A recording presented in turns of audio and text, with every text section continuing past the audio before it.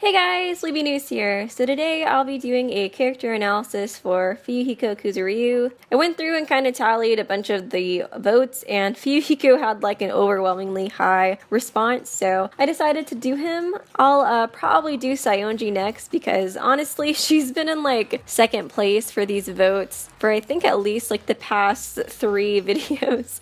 I feel bad, her fans have been really patient, so I think I'll go ahead and do her next. More than likely I think she'll have enough votes for it in the first place, but like I said, I feel like her fans have been really patient. And other than that, feel free to vote for whoever you'd like to see after her. I've gotten a lot of votes for Pekkco, for Akane, Nekomaru, Ishimaru, and Fujisaki. Also, I'm not going to be analyzing Pekkco at all in this video. I will be talking about her relationship with FUYUHIKO, but I'll only be analyzing it from his standpoint. I'm sure I'll do a Pekkco analysis later on because she has gotten a lot of votes, so I'll wait to cover her side then. But without any further ado, let's go ahead and get right into the video. As we all know, FUYUHIKO was born into a dangerous environment, seeing as his father is the leader of the KUZURYU clan, which in the Danganronpa universe is the largest crime syndicate in the nation. Because of this, he mentions that death and violence is something he's grown used to seeing. He even tells Hajime in his free time events that the fights his mother and father got into growing up were so violent that they even threatened his own safety, and that thankfully Pekkco was always there to help him. He continues on telling Hajime that being a Yakuza means you are willing to kill the one you love to get your point across. This attitude is obviously very different than the values that FUYUHIKO displays in the Killing Game, since it's shown that he would have been willing to sacrifice himself and the others just to save the one that he loves, aka Pekkco. It's worth pointing out that he displayed this more soft side before Pekkco's execution as well. Pekkco even said right before it that she didn't expect him to be able to go through with the plan she created to allow him to escape the island by himself because deep down inside he is such a kind person. His personality change may seem drastic after the second trial, but I feel like if you take this into consideration, it should be clear that he always had this more kind side to him and was merely just putting on this face of being this ruthless Yakuza heir. Although it's never expressed that his family disliked him or anything, it is revealed in his free time events that his sister, Natsumi, was originally the one who was asked by a faction of the KUZURYU clan to lead the clan after their father. It's also revealed that many thought she was the reincarnation of their uncle, who was a famous and ruthless Yakuza who was known as the Overlord of the South. And although we never see her get violent, we do see in Despair's side that she is very brutal with her words and threats. I personally believe that this fake personality that KUZURYU puts on is inspired by how his sister acts. The reasoning being because, as I said before, she was originally supposed to be the heir to the family, but turned it down so that he could be offered it instead. I think that although he was grateful for this and even told Hajime that his dream is to prove himself worthy and lead the KUZURYU clan in his Dangan Island ending, he probably felt put under her shadow after becoming the heir. I think he lacked the confidence in his own self to lead the clan with his softer personality that hesitates to kill, along with his cute appearance and love for sweet things such as fried cookie dough. He mentions being compared to his sister while growing up, so I think that more than likely he may have felt that his clan looked down on him for having this kind personality, so he decided to change it in order to be seen as a worthy heir. This brings me to how independent he wishes to be as well. He tells Hajime that just because he has Yakuza blood running in his veins, it doesn't mean he's strong. Also, Pekkco mentions that he hates relying on the family and that he even hates her,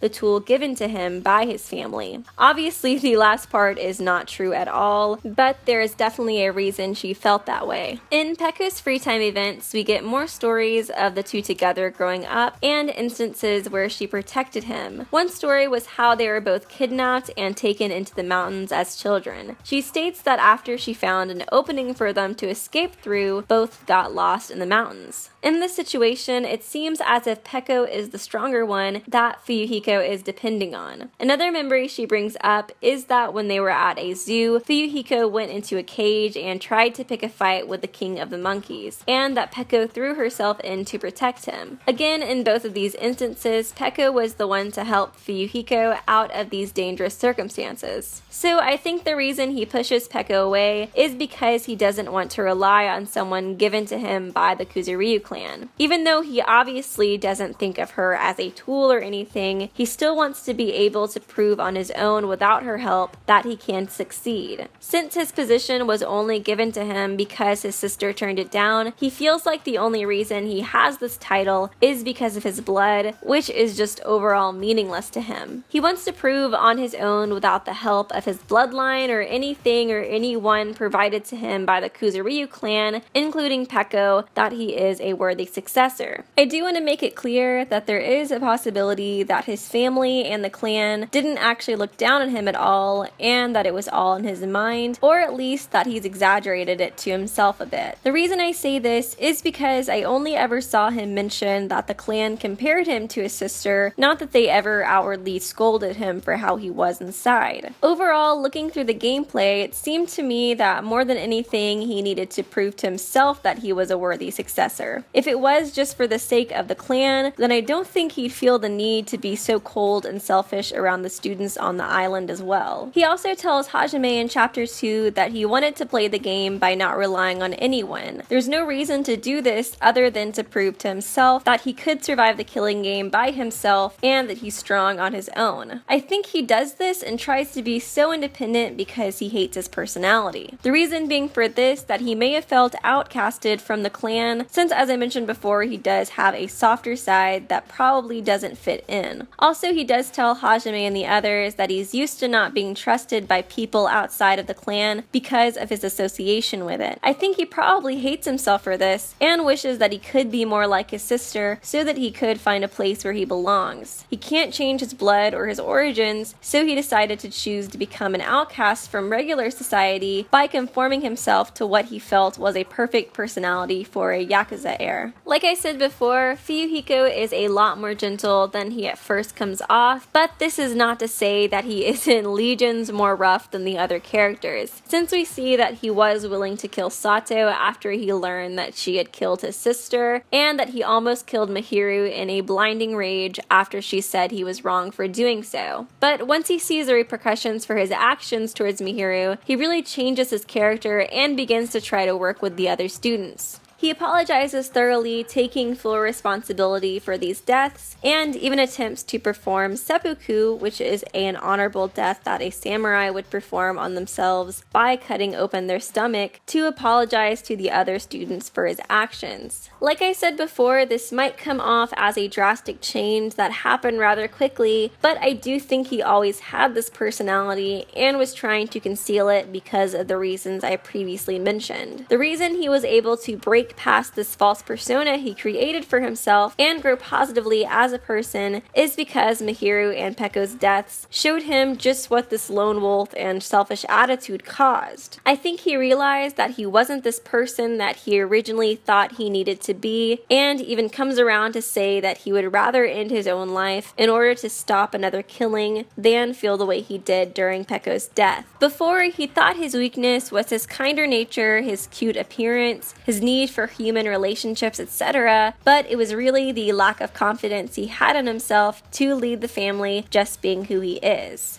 I think before he saw relying on Pekkco as a weakness as well, but in reality his insecurities that made him want to push her away was his real weakness. He shouldn't use her as a tool, but should instead rely on her as an equal and grow from her strengths, and in the same way she should be able to learn and grow from his. It's shown that this is truly what he wanted from their relationship in chapter 2 and also in chapter 5 when he implies this while looking at the pictures of them together that Mihiru had taken. I want to talk about his relationship with Pekkco a bit more. It's obvious that they both have romantic feelings and care for each other very deeply. Fuyuhiko implies realized that over the years he tried to make it clear to her that he didn't want her as his tool. Although it's shown in Despair's side he's not hostile towards her or anything, as he was at first to the other students, it also shows that he's pretty bad at expressing his more sensitive side, since at the time he probably thought that was a weakness. So when he would tell her that she was not a tool to him and that there was nothing between them now and they're just fellow peers, he of course meant that he wanted them to be equals so that they could bond on a more personal level. But she probably took it to mean that he was ashamed of her and their relationship. I think him seeing how she viewed the relationship before her execution was also a vehicle for growth for his character. I think he may have realized how detrimental this attitude he was practicing was and how he really didn't want to be this person if it caused the one he loved to be so confused regarding their relationship. Before, he never really had to deal with this confrontation and he might have thought it was implied. But here he could really see just how surprised she was when he essentially confessed his love. I think other than the obvious blind rage he experienced, he could also blame this attitude for the deaths of Mihiru and Pekkco. Since, if you think about it, if he had been more sensitive and expressed better to Pekkco his feelings towards her at an earlier age, she could have come to see them as equals. And if this happened, she more than likely would have stopped him from killing Mihiru without acting so rash and trying to step in and kill her for him in order for him to escape by himself. I think this master-servant relationship they have heavily inspired her actions then. Because as you can see with many of his other orders that are less selfish, she ignores what's best for anyone else, including herself, in order to do what she believes is objectively best for his own safety. I do want to also add in that I don't think it's solely his fault for his feelings not reaching through to her as well. Pekkco has a massive inferiority complex, and I don't think she's the best at picking up on subtext. But regardless, I do think that after her death, he would fully blame himself for his feelings not going through to her, and I believe that since he blames this attitude for being such a large contributing factor to her death, he would want to move as far away from that personality as possible and embrace his more kind and genuine side. But this will conclude the analysis portion of the video, so let's go ahead and move on into the trivia. And as per usual, I will be getting a majority of the trivia from the Wikia page. His first name can mean Winter Boy or Winter Prince, while his last name means Nine-Headed Dragon,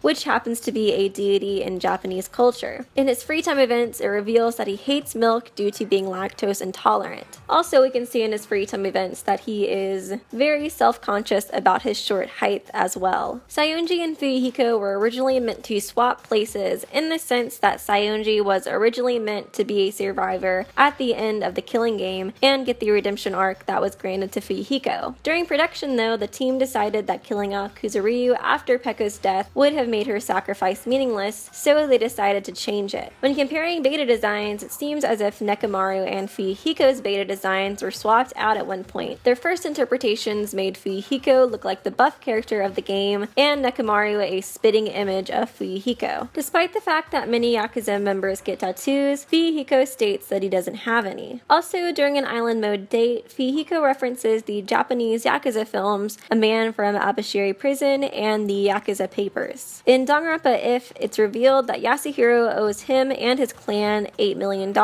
because he extorted money from the girl related to the KUZURYU clan, which is more than likely his sister Natsumi. But anyways, this will conclude the video. I hope you guys enjoyed. I apologize if I'm pronouncing the word Yakuza wrong. I looked up pronunciations for it online and that's how I was told was the right way to pronounce it based off of the websites I visited, but sometimes it's kind of hard to tell. And I did want to make this one just a bit more short and broad like the Ibuki one. Sometimes I feel like with these analysis videos that they get like almost a little too in-depth and over the top with the ones that are 20 minutes or 20 minutes and longer. I feel like for the Hajime analysis and a couple of the other ones that have been like that, it's been necessary, but for like the Soda one and the Kirigiri one, I kind of feel like I should have toned it down a bit more, so I'm trying this. So let me know if you guys do prefer like the longer 20-minute ones or if you prefer these. I kind of think I prefer these just because I feel like it gets to the point quicker. As for the next video, I might end up doing actually a top ships video, which it's kind of funny. When I started this channel, I said I would never do any shipping focused videos, but you guys already know I'm Nigiri trash, and there's a couple of other ships I feel pretty passionate about, so I would like to talk about them. And I know V3 is coming out soon, but I think if I do end up doing like another top ships video after this, I'd probably just do like an entire ship video focused on like my favorite ships in V3 whenever that comes around. This next week's gonna be kind of hectic for me, so I think that video will just be easiest for me to make, if anything. Also, I miss doing more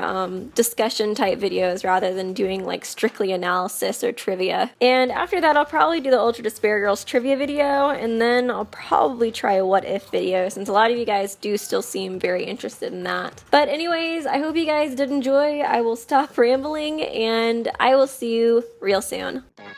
Subscribe to Weeby News for more hope-filled videos.